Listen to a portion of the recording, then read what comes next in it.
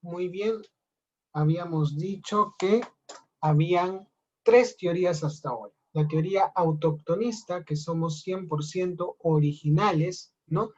La teoría inmigracionista, que no, que somos del extranjero, de Mesoamérica, y otra teoría de Federico Kaufmann-Doy, que básicamente va a decir que ni Mesoamérica ni Chavín, sino cultura Valdivia en Ecuador, ¿ya?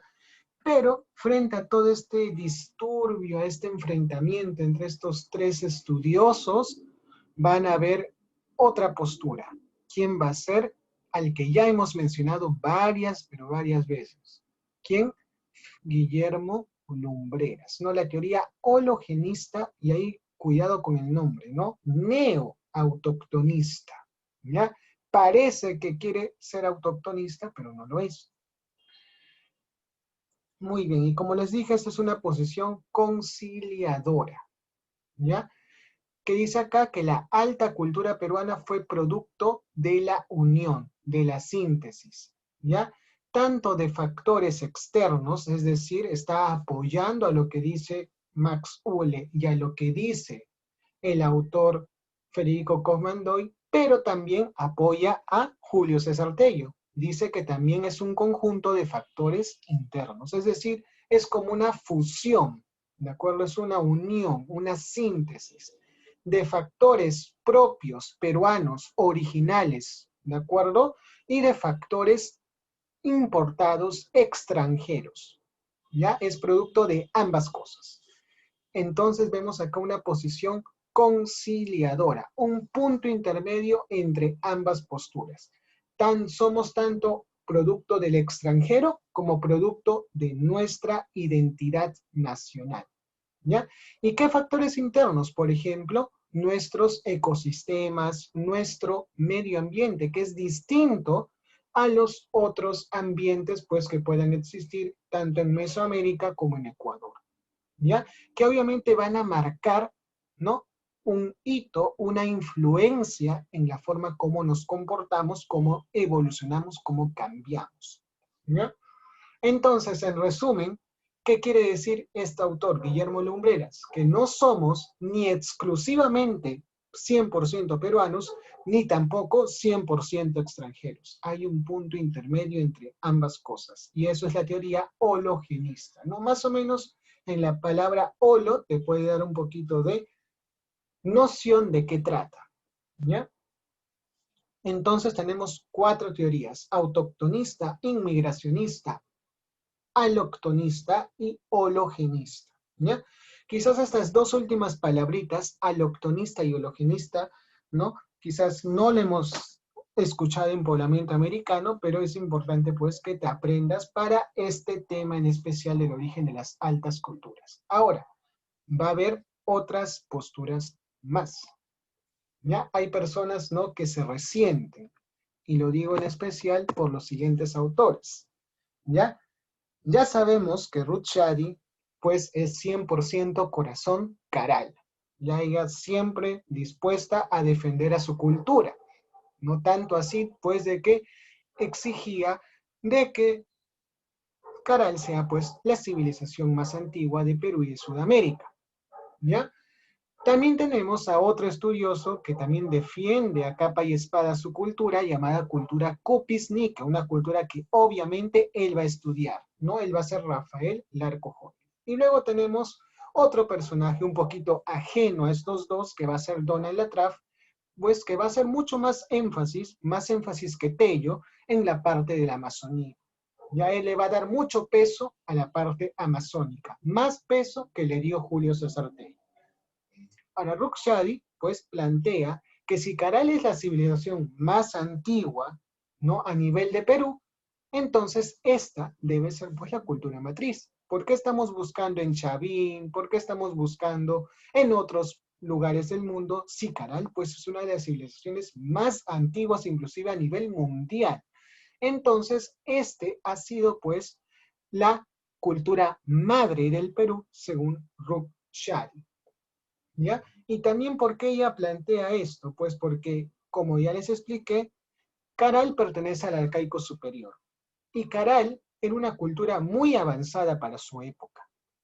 era una cultura que había formado un estado teocrático y reunía ciertas características para ser considerada alta cultura, ¿no? Por ejemplo, que tenía una compleja organización sociopolítica, que es un requisito fundamental para ser alta cultura. Esos grandes templos y construcciones que formaban la arquitectura de Caral, ¿de acuerdo? ¿No? Y las diversas manifestaciones que tuvo Caral, pues, señalaban que era una cultura no simple, sino era una cultura compleja. Pero algo le faltó a Caral que sí tenía Chavín y que sí tenían otras culturas que aparecieron más adelante. Y era el factor cerámica. ¿De acuerdo? Caral, a pesar de ser una cultura muy avanzada para su tiempo, y lo repito nuevamente, le faltaba ese punto, era como su talón de Aquiles, no desarrolló cerámica, y es algo muy extraño. ¿Cómo puede ser posible que una cultura tan avanzada para su tiempo, pues no desarrolle cerámica?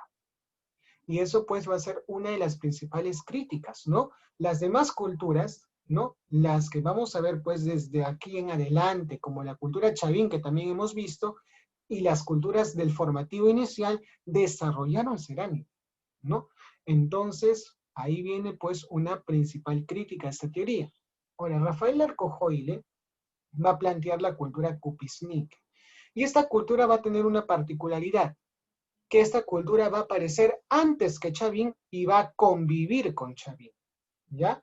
Repito, va a aparecer antes de Chavín y va a convivir con Chavín. Pero ¿cuál es la diferencia? ¿Cuál es otra diferencia? Que a diferencia de Chavín, que se ubicó pues en la parte más que todo andina de Ancash, esta cultura se ubicó a nivel de la costa. Y era una cultura mucho más cercana a la parte del Océano Pacífico. Entonces, pues, a esta cultura le añaden un adjetivo más.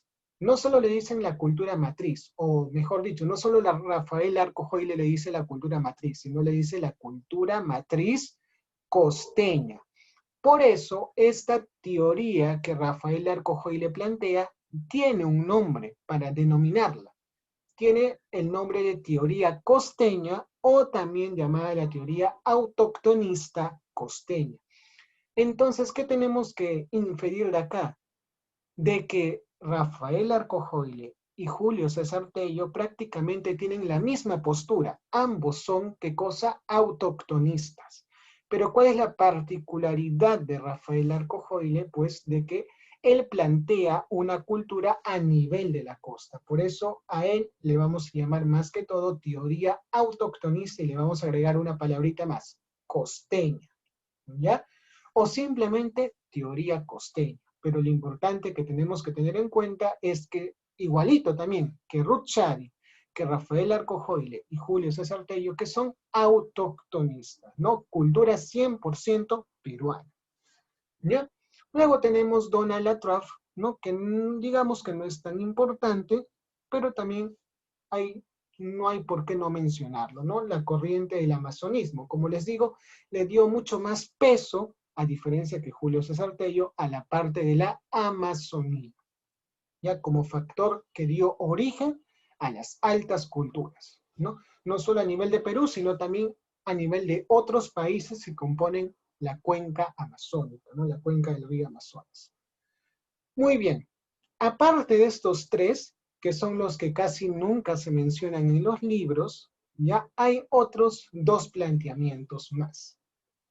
Ya, pero ahorita no lo vamos a ver. Lo que quiero hacer ahorita, ¿no? En sí ya acabó la diapositiva, ¿no? Es avanzar un poco de la parte práctica, ya que es algo que no hemos estado haciendo mucho. Es decir, resolver un poco de ejercicios, ¿ya? Entonces vamos a buscar la otra diapositiva, ¿ya? La diapositiva de la próxima semana, ¿ya? La próxima semana vamos a ver formativo final, es decir, vamos a explicar la cultura Paracas y otras culturas más que también formaron parte del formativo final. Por ejemplo, están, ¿no? Las culturas más que todo del norte, ¿no? La cultura salinar, la cultura gallinazo, ¿no? Etcétera. Básicamente, esas pequeñas culturas junto a la cultura Paracas lo vamos a ver la próxima semana, ¿ya? Y la próxima semana también íbamos a hacer ejercicios, pero ahorita lo vamos a hacer mejor, ¿ya? Para practicar un poco también. Ya, a ver, vamos a buscar, acá está. Son ejercicios de temas que ya hemos hecho. A ver, voy a sacar esto. Vamos a empezar entonces con el primer ejercicio que trata de poblamiento peruano. ¿Ya? Son diversos ejercicios que vamos a ver. Acá está. ¿Ya? Acá dice. Muy bien. Dice, número 1. Con respecto al excedente productivo durante el arcaico tardío. Señale, pues, qué es lo correcto. Letra A. ¿No? Se generó a partir del periodo lítico. Letra B, aceleró la mejora en técnica de cacería. Letra C, permitió el intercambio de productos. Letra D, consolidó la construcción de centros ceremoniales. Letra E, coincide con la llegada de la ciudad. Ya, muy bien. Vamos a ver entonces cuál puede ser la respuesta. A ver. Me dicen acá la D. Ya, vamos a ver. No. Ya. Primero hay que situarnos. ¿Qué dice arcaico tardío? ¿Ya? El arcaico tardío fue después del arcaico temprano y antes del arcaico temprano vino el lítico. Entonces tenemos lítico, arcaico temprano, arcaico tardío. En el lítico, ¿qué pasó? El hombre era cazador, recolector, ya era nómade y otras características más, no propio del Homo sapiens, ¿no? Del Homo sapiens primitivo. Entonces, la letra B se descarta, ¿no? ¿Por qué? Porque la cacería es propia del lítico. Ya es cierto que en el arcaico tardío se sigue practicando la cacería, pero ya no es la actividad más importante, sino ya ha sido desplazada por otras actividades. Ya, eso fue en el lítico, ¿no? Cacería, pesca, recolección. Entonces la B no puede ser. ¿Ya? Muy bien. Luego vino el arcaico temprano en el cual el hombre va a pasar de ser recolector a ser horticultor y a empezar a domesticar ciertos animales como el perro, como la llama, como la alpaca y también pues como los cuyes, ¿no? Entonces tanto camélidos, tanto la parte de cuyes como la parte de perros. ¿Ya? Esos tres animalitos van a ser los primeros en domesticarse en el arcaico temprano. Luego, en el arcaico tardío, se va a marcar pues un hito en nuestra historia. ¿Por qué? Porque va a aparecer pues la agricultura, ya el hombre deja de ser recolector, deja de ser horticultor y va a volverse pues productor de su propio alimento. Y también va a ser ganadero. Ya.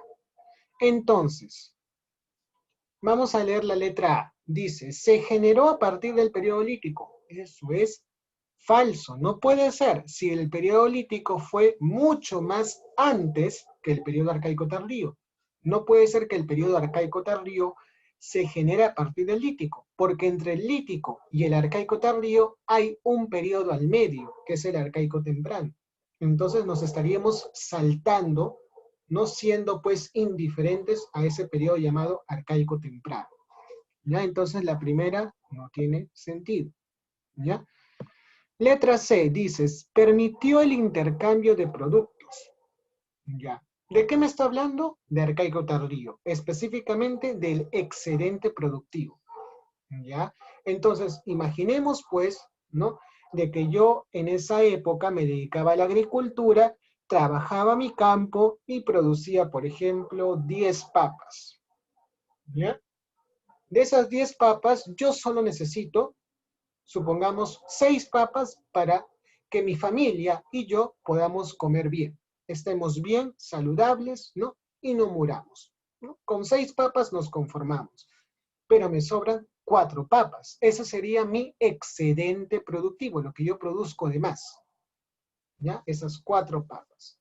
Ahora, hay otra persona, ¿no? Quizás en una localidad cercana que produce, por ejemplo, no produce papas, sino cultiva verduras. ¿Ya? Supongamos que cultiva la parte de tomates, por ejemplo, y él produce pues unos igualito a mí, 10 tomates. Y él, igualito a mí, solo necesita 6 tomates para poder alimentarse bien y estar feliz. A él le sobran 4 tomates, esos 4 tomates son su excedente productivo.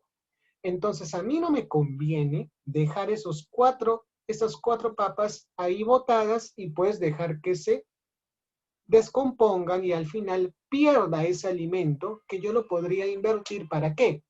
Para intercambiarlo con las papas, perdón, con los tomates que le sobran a la otra persona, ¿no? Yo lo puedo intercambiar esas 4 papas por los 4 tomates y de esa forma ya tengo una alimentación más variada. Ya no me alimento solo de papas, sino ahora me puedo alimentar de tomates. Eso era la ventaja del excedente y que permitió el intercambio de productos. En otras palabras, el trueque, ¿de acuerdo? O comercio, como quieras llamarlo. Entonces, miren cuán importante fue el excedente, ¿no? Si yo no hubiera tenido un excedente, es decir, si solo producía 6 papas, yo no tenía la capacidad para poder intercambiar. ¿Por qué? Porque produzco 6 y me como las 6. Ya no me sobra nada. Entonces, ¿qué puedo intercambiar con mi vecino? Nada, porque ya no me sobra nada, ¿ya? Entonces, cuán importante era producir de más y ese exceso poder intercambiarlo con otros productos que sí necesito, pero que yo no puedo producir, ¿ya? Entonces, es muy importante eso, ¿ya? Más o menos por ahí ya les estoy diciendo que la clave es la C. Pero vamos a ver por qué no sería la D y la E. Primero, la E ya está descartada de directo. ¿Por qué? Porque la cerámica tiene una sola palabra, formativo. Con el formativo aparece la cerámica. Ahora, ¿por qué no puede ser la D? Vamos a recordar, y esto ya me acuerdo que les dije.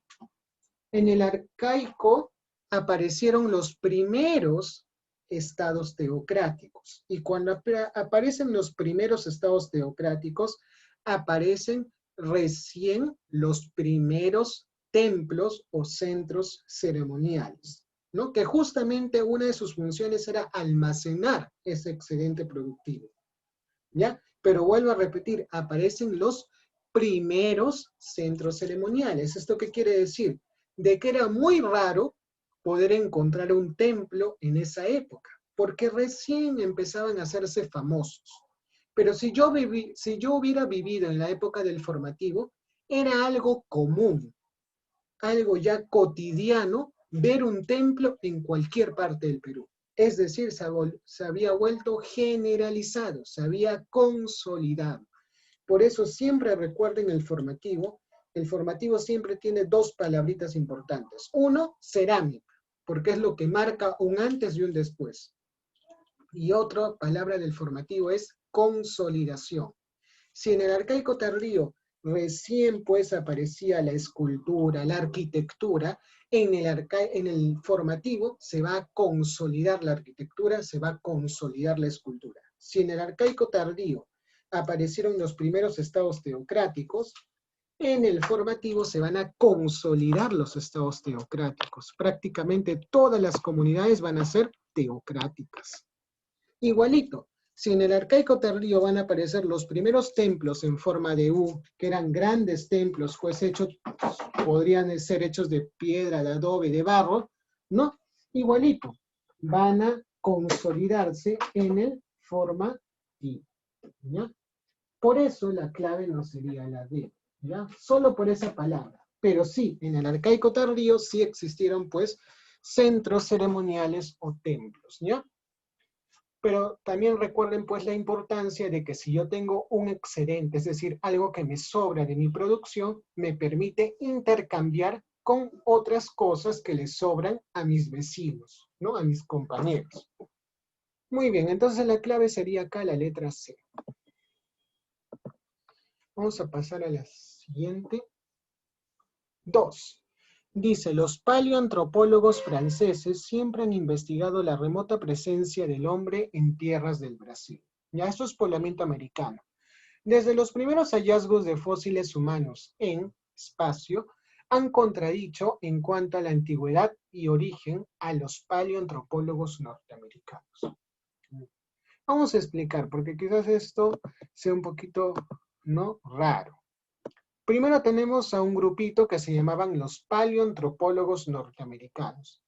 Dentro de este grupo, pues, está muy presente la postura de Harlicka. ¿Y cuál es la postura de Harlicka? El hombre vino de Siberia y Mongolia, atravesó el estrecho de Bering, ¿no? Y empezó a poblar todo el continente americano. Es decir, el hombre de Norteamérica es más antiguo o se pobló primero que Sudamérica. O sea, los sudamericanos somos mucho más recientes. Los más antiguos son los norteamericanos, porque fue el primer lugar del continente americano en poblarse, ¿ya? Porque los asiáticos poblaron de norte a sur. Esa es la postura de Harlicka y los paleoantropólogos norteamericanos defienden esa postura. Para ellos no puede ser posible de que Sudamérica se haya poblado antes que Norteamérica. Pero tenemos un grupito más, los paleontólogos franceses. Y yo al leer esta palabrita franceses, me acuerdo que existió pues un antropólogo que tenía esta nacionalidad que también planteó una teoría, que se llamaba Paul Rivet. Y su teoría oceánica, que se dividió en dos, melanésica, polinésica.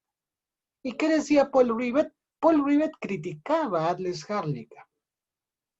¿Pero en qué le criticaba? De que Atlas Harlicka era muy cerrado. Atlas Harlicka decía, solo existió una ruta, y esa ruta tiene un nombre, Estrecho de Bering. Pero Paul Rivet le dijo, está bien, Harlicka, por ahí vino el hombre, pero también el hombre vino por otras rutas, por la ruta melanésica y la ruta polinésica. Por eso la teoría de Paul Rivet también recibe el nombre de ¿no? Racial. Varias razas, varias rutas. Pero la teoría de Harlicka, ¿cómo se le llama? Monorracial, porque él decía una sola raza, una sola ruta. No puede haber otro camino. Si alguien me dice otro camino, está equivocado. Así de cerrado era Atlas Harlicka. ¿De acuerdo? Entonces, ¿quiénes defienden a Paul Rivet? Su teoría polirracial o de varios caminos, los paleontólogos franceses. Y ellos, pues, estudiaron mucho la región de Brasil. Y en esa región de Brasil, pues, por ejemplo, un arqueólogo, ¿no? Llamado Walter Neves encontró un cráneo de una mujer de raza negra, se los mencioné, llamada la mujer Lucía. ¿Ya?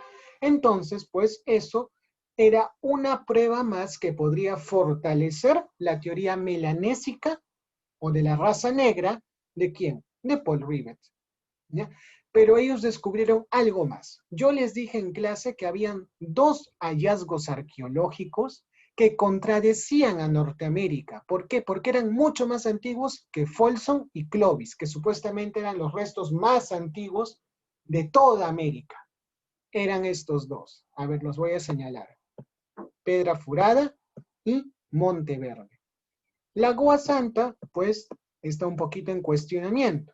Ya era un pueblo planteado por Paul Rivet, sin embargo está en cuestionamiento. Paiján está en Perú, pero eso era mucho después. Y Kennewick también era un hallazgo arqueológico de Norteamérica. Pero esos tres, Lagoa Santa, Paiján y Kennewick, no son. Solo está entre Monteverde y Pedra Furada, ¿no? Sin embargo, ¿cuál es la diferencia entre esos dos? Que uno está ubicado en Chile y otro en Brasil. Entonces, ¿cuál sería la respuesta?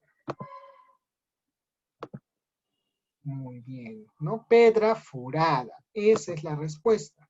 Ya, Pedra Furada en Brasil es la respuesta. Muy bien.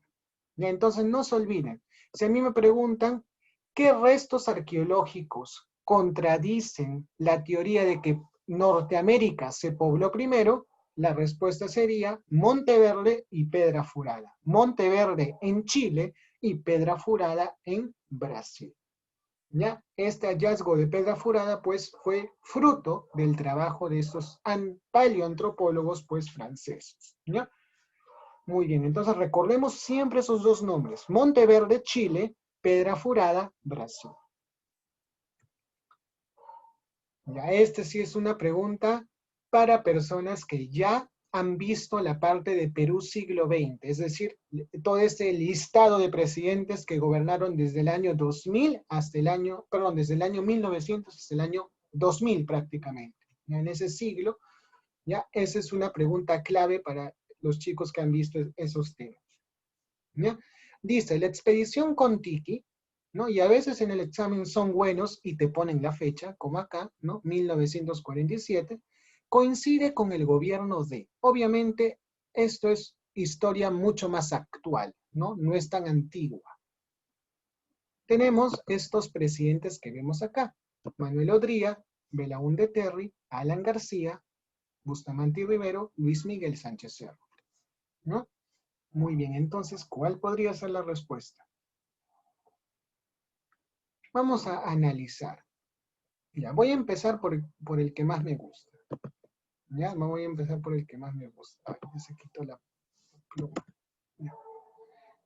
¿Cuál es? Alan. Vamos a empezar con Alan García.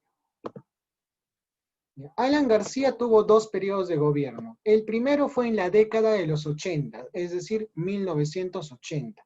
Y el segundo periodo fue hace poquito nomás, ¿no? Básicamente entre los años 2006 y 2011. Ya, ese fue su segundo mandato. El primero fue de 1985 a 1990. Y el segundo fue de 2006 a 2011. Ya tuvo 2 periodos. ¿Ya? Entonces, Alan García no puede ser, porque él es de los 80. Y acá Kon-Tiki fue en 1947, o sea, en la década prácticamente de los 40. ¿Ya? Vamos con otro. Belaúnde Terry tuvo 2 gobiernos. ¿Ya? A ver si no me equivoco. A ver. Un gobierno se dio básicamente entre la década del 50 y del 60. O sea, no puede ser Belaúnde Terry. ¿Ya? ¿Por qué? Porque el primer gobierno se dio entre la década del 50 y 60 y el segundo gobierno se dio ya en la década de los 80. Belaúnde Terry fue antes que Alan García, de 1980 a 1985, cuando surgió el movimiento terrorista en Perú. ¿Ya? Belaúnde Terry no es. José Luis Bustamante y Rivero, ¿ya? Y acá sí voy a detallar las fechas, ¿por qué? Porque estos 3 son pegaditos. Luis Miguel Sánchez Cerro gobernó desde el 1930, ya desde el 30 hasta el 33. Ya solo gobernó 3 años. ¿Por qué? La respuesta es, lo asesinaron. ¿Ya? Fue uno de los grandes magnicidios que sucedió en el Perú. Ya de 1930 a 1933. ¿Quién completó su mandato? Como dato adicional fue, perdón, ¿qué estoy hablando? Benavides. Ya Benavides completó el mandato de Sánchez Cerro, porque en esa época los presidentes gobernaban 6 años, pero como ves ahí solo gobernó 3 años, le faltaba 3 años más. ¿Quién lo completó? Benavides.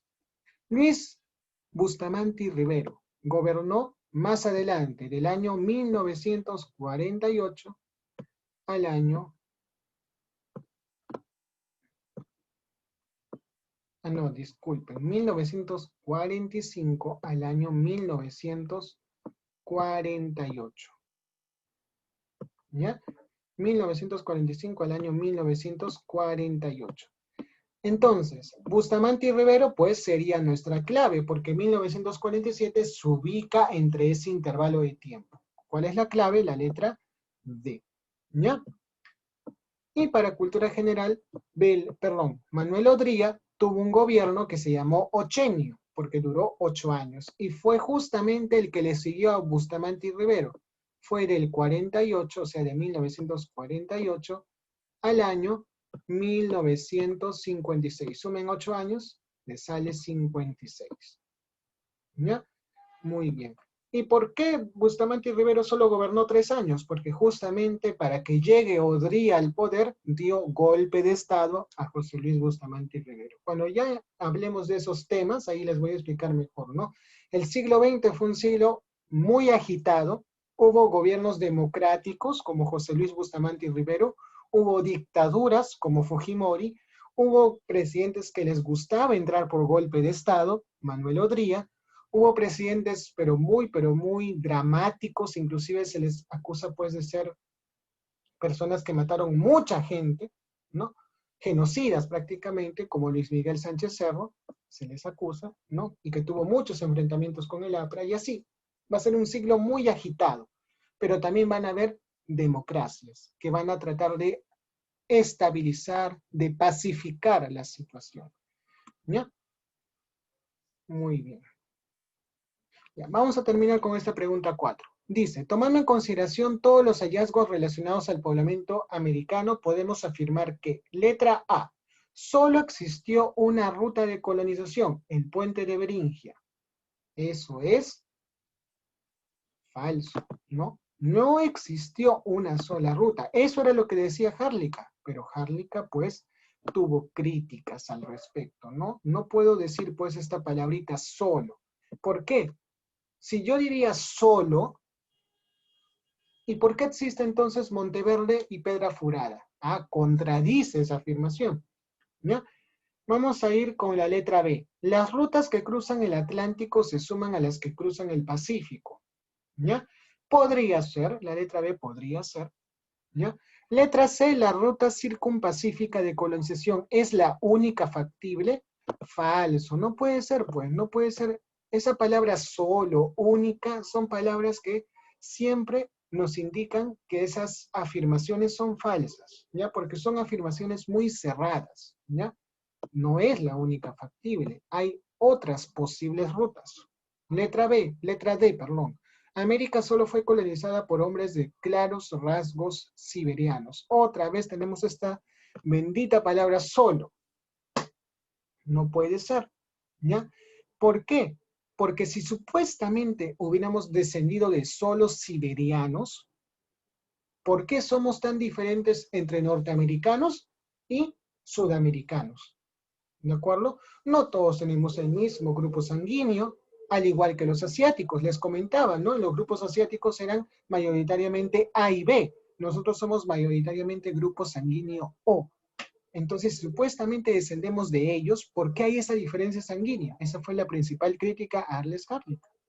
Letra E. Lo más probable es que haya existido más de una ruta de colonización.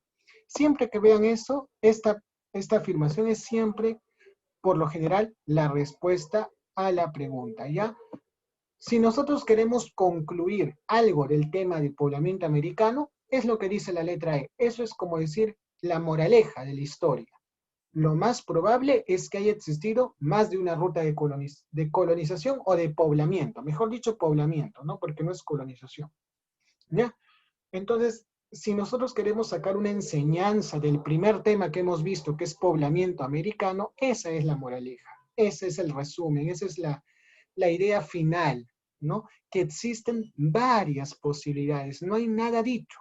Poblamiento americano no es un tema cerrado. Todavía falta mucho que aprender y mucho que descubrir, ¿ya?